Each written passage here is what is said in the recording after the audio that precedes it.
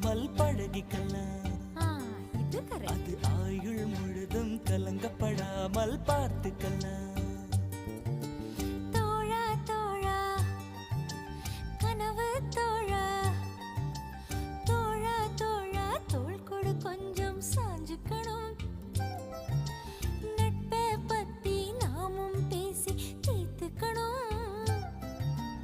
உன்னை நாம் புரிஞ்சுக்கணும், ஒன்னொன்னா தெரிஞ்சுக்கணும்.